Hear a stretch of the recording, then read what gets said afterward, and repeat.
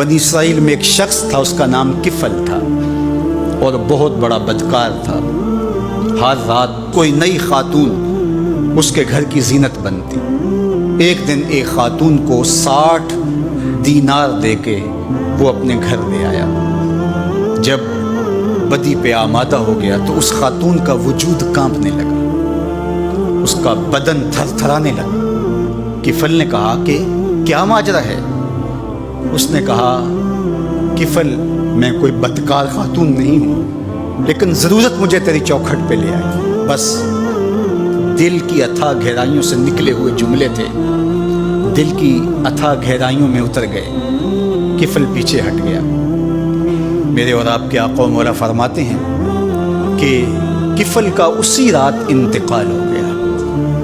لوگ جب صبح گئے تو کفل کے دروازے پہ لکھا ہوا تھا ان اللہ قد غفر لکفل، اللہ نے کفل کو معاف کر دیا، اللہ نے اس کی بخشش اور مغفرت فرما دی۔ گناہ کو ترک کرنے والا، ارادے سے باز آ جانے والا اللہ کو کتنا محبوب ہوتا ہے۔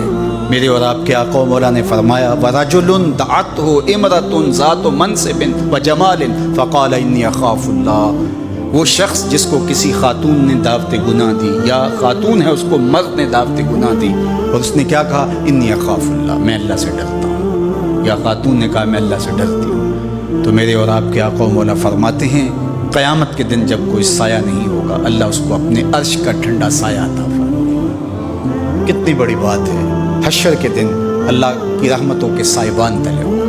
یا ایھا الذین آمنوا اتقوا اللہ، اے ایمان والو اللہ سے ڈر جاؤ۔ وَلْتَنظُرْ